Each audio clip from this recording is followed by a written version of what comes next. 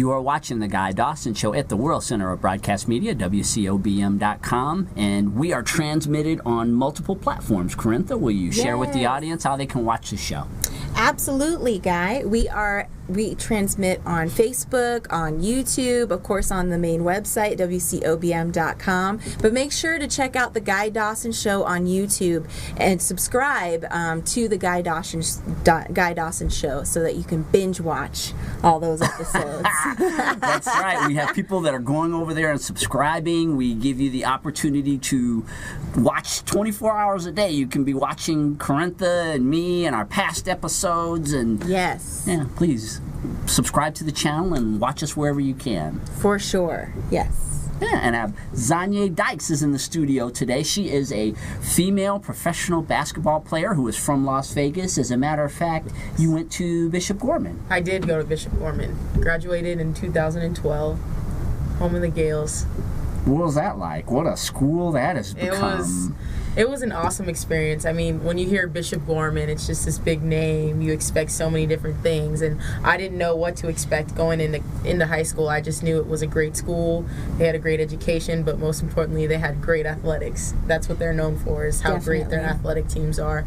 So when I went there, I was so focused on making varsity my freshman year. That was my main goal. So once I did that, I was really excited, and they helped me become the person I am today. And all the facilities weren't there when I was there. They've got a huge new training facility for the football program and all these nice things, but it was an awesome experience. Yeah, I went to Las Vegas High School, so I was jealous on the other side of town. Everything Bishop Gorman had to offer. That's funny. But I'm glad to see that you took advantage of those opportunities, and then you ended up going to college in San Francisco, right? Yes, at the University of San Francisco, and I got my degree in business entrepreneurship with a minor in finance, and I played basketball, and that also helped me get to where I'm at today, and that was an amazing experience. I mean, San Francisco is by far the best city in the world, in my opinion. I mean, the food, the people, the culture, the diversity, and I just met so many amazing faces, amazing people, so I had a great time.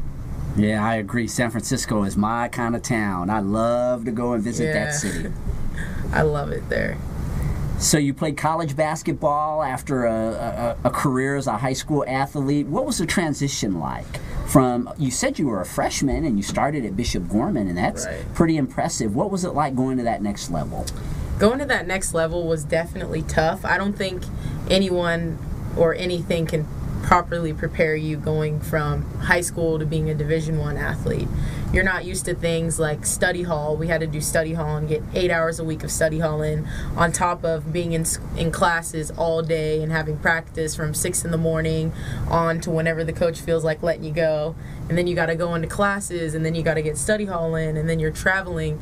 Mind you, during the week, you're traveling at least 3 days out of the week playing teams, all around, whether it's preseason, it's all across the United States, or in conference, just people within your region. So you're balancing, study hall, getting good grades, because you got to keep your grades up, fitting food in when you can, fitting sleep in when you can, trying to be the best basketball player you can be, and all of those things. So it was definitely tough for me at first, just realizing how important time management is and knowing how to prioritize my day so I get everything done.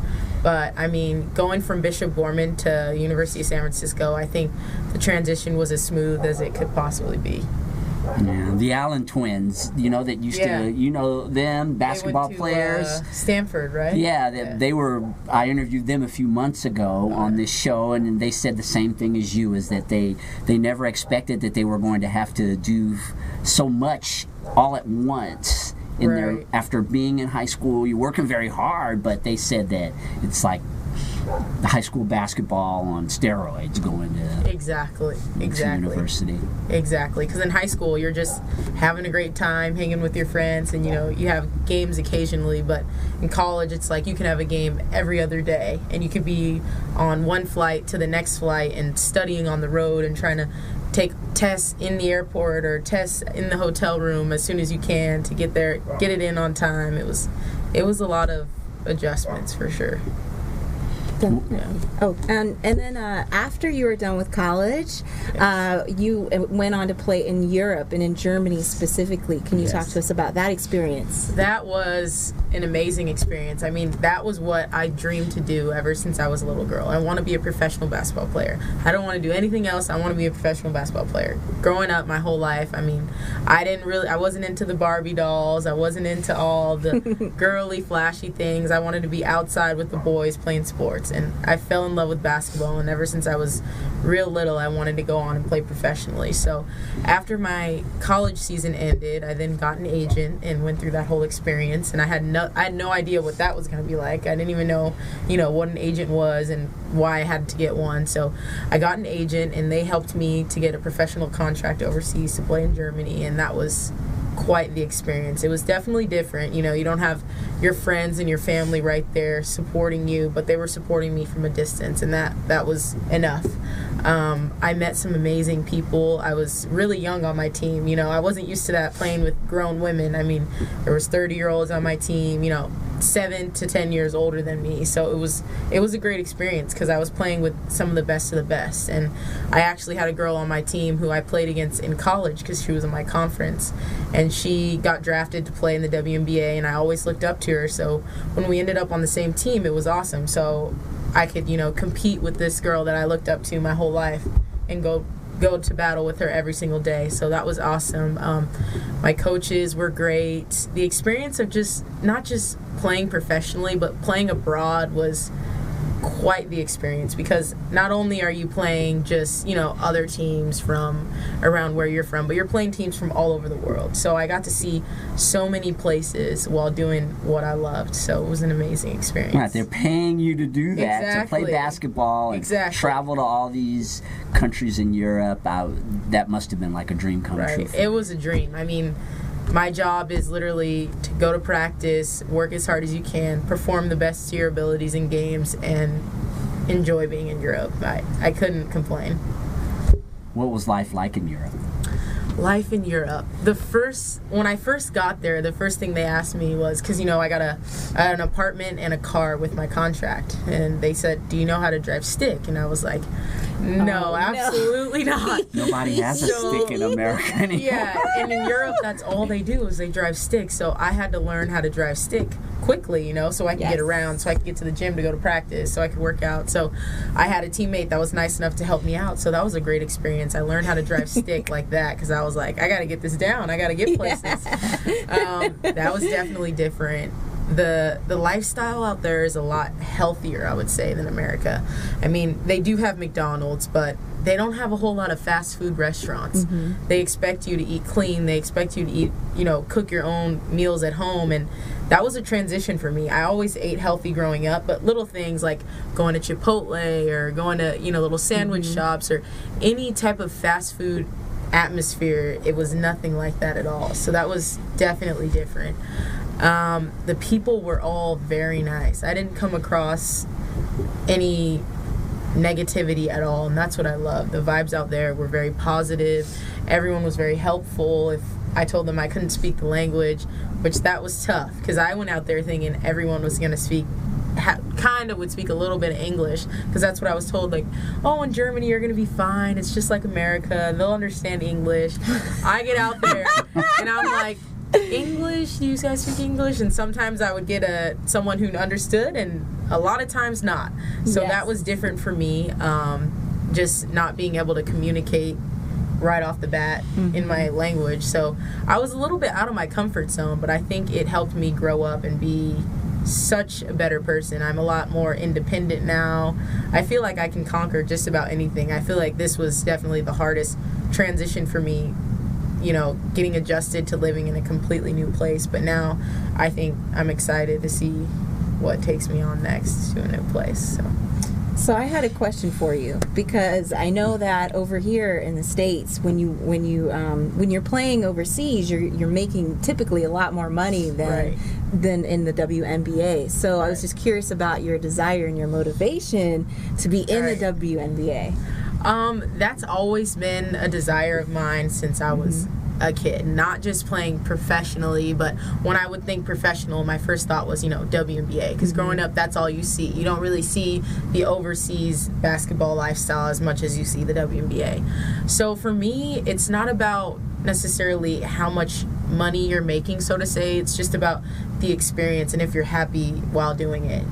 Don't get me wrong, I was extremely happy in Europe and playing, but if I do get the opportunity to go play in the WNBA, I'm going to take it in a heartbeat, just because that's something I've always wanted to do, Yes. And I think just being in the States and being able to play against girls that I may have looked up to my entire life or seen more of, that would be an awesome experience as well, because over in Europe they have different rules. So on my team, you can only have 3 Americans. So in the German league, you can only have 3 Americans per team. Oh, wow. So that was awesome. It was a different experience, and sometimes there's only 1 American per team.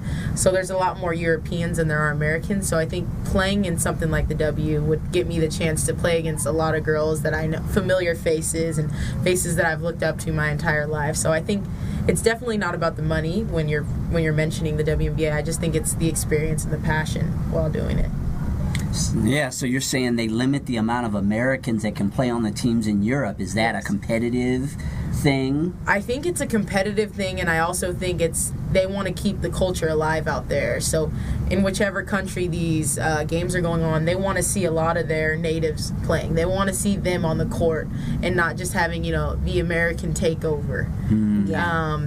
And I think it makes it a lot more competitive for us as Americans, because it's harder to get jobs. It's harder to get picked up, because not only are you competing against the best of the best, you're competing against the best of the entire world now. So when they go to fill up these American spots on the rosters, you've got to be pretty high up there, because they can only pick 3, so they got to pick wisely. Versus the WNBA, they can have as many Americans as they want or bring Europeans in. So that's a lot different.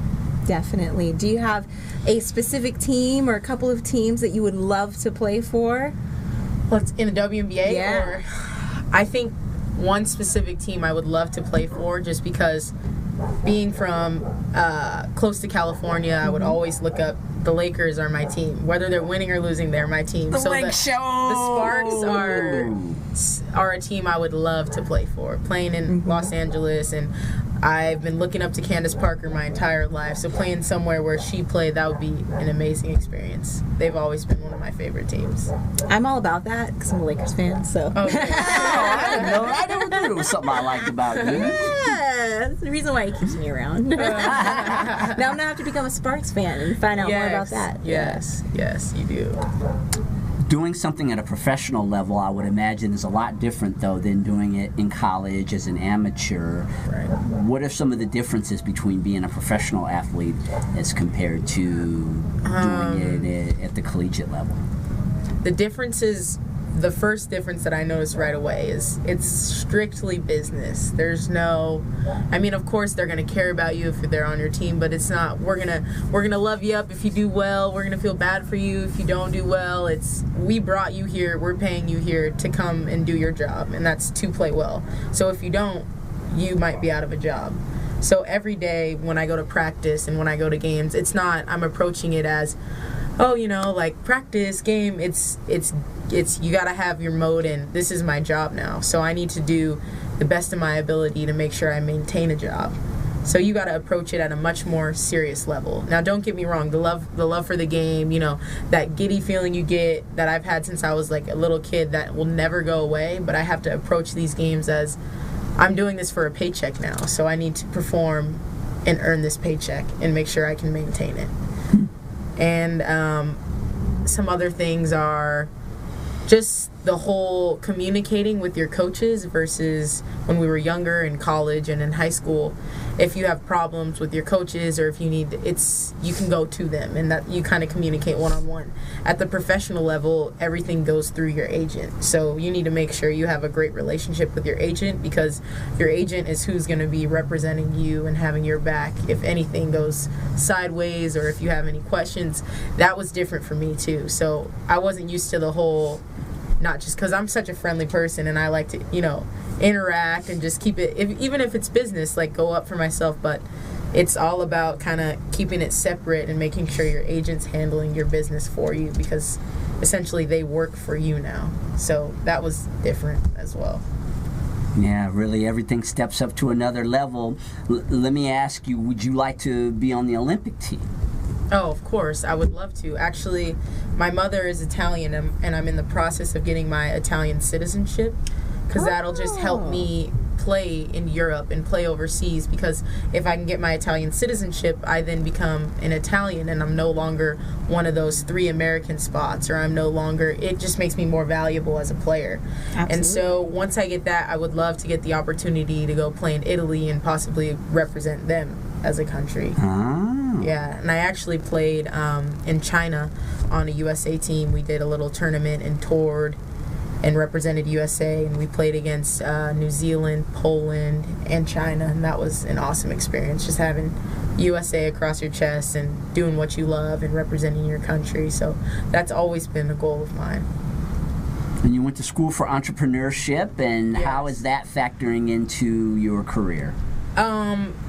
I think it's factoring into my career every single day, because I'm constantly having to think kind of like a business person now, that even though I'm just playing basketball, because you got to approach things like, if this was a job, or no matter what you're doing, are you doing the best of your ability? Does your boss want to keep you? So I'm constantly in business mode and thinking little things one by one. And when I'm done playing basketball, I actually want to get into real estate. So I've been looking at what approach I want to take in the real estate world. So I've got some things ahead as far as entrepreneurship and business goes. I think it's absolutely fantastic that you took advantage of playing basketball and going to college and getting such a viable degree. I think it angers me when I hear about athletes and they get these general studies degrees, and I'm like, what is that? Yeah, what are you gonna do with that? Yeah. Once and then an injury hits, and I'm not saying that for you. I'm gonna keep that energy far away from you. Yeah. But something happens, Right. and then their career is done, and then what do? What do they have to fall back on? That's why I'm always in business mode. So when I'm overseas, I have a lot more free time. I practice in the morning from 8 to 10, and then at night from 8 to 10. So I have a lot of time during the day. So I'm thinking a lot constantly about my future, and I'm constantly thinking, when I become a businesswoman and I get out into the real world one day, what do I want to do? How do I want to approach things? So I'm constantly just trying to set my future up, so in case, knock on wood, something like an injury happens or my body just can't play anymore, because this doesn't last forever. True. You got to have your jobs and your careers lined up, so the real world doesn't just smack you in the face when you're done, Mm-hmm. So I made sure I didn't do little, like advertising or arts majors, and I wanted to really take advantage of something that I wanted to do when I was done. Who was your toughest matchup in college? In college, The player that you defended, who was the toughest that you played against? I would definitely say, it's funny because it's the same girl I was telling you about that I ended up playing with this year, but her name is Hayden Palmer, and she played at Gonzaga. I'm sure you guys have heard I've of her. heard of her, yeah. Yeah. So she was a senior when I was a freshman. Or she was a junior when I was a freshman. So I got to play against her for 2 years, and I would always look up to her because, she was just an amazing player, and she would challenge me every single time we stepped on the court, and I would watch her, whether it be the way she warmed up or whether it be the way she competed in games. I would just really trying to hound in on noticing her skill level and trying to match it. So it was amazing when I got to the professional level and I started playing with her and getting to go against her again at practice, and now moving up, getting closer to her level and becoming the player that she was. So it was an awesome experience, battling at the collegiate level and then becoming teammates and battling against others together. So that was great. What about your most memorable collegiate game or professional game? I'm definitely going to do the most memorable collegiate game because my senior year, mind you, from freshman year up to my senior year, I was the starting point guard. I actually have the record for most minutes played at the University of San Francisco for men and women. When I got to the University of San Francisco, the program wasn't that good. So I knew I had a lot on my shoulders. I knew I had to lead a team, run a team, and help build this program. So, my first year we won maybe 6 games. So it was tough. Next year, we started winning a little bit more. My junior year, we started winning a little bit more. In my senior year, we started winning a little bit more. Not enough to think we'd ever win a championship, but we started winning enough to where I was like, okay, if we really go out there and put our minds to this, we can do this.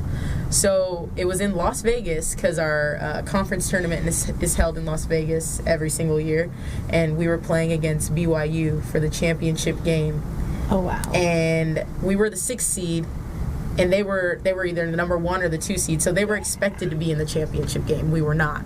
And so we won that game, and that was the first time in 20 years that USF has won the WCC conference. So that was the most memorable game for me. I think I remember seeing that on media, on sports media, yeah. So I'll never forget that day, and we made it to the NCAA tournament. It was a dream of mine, so.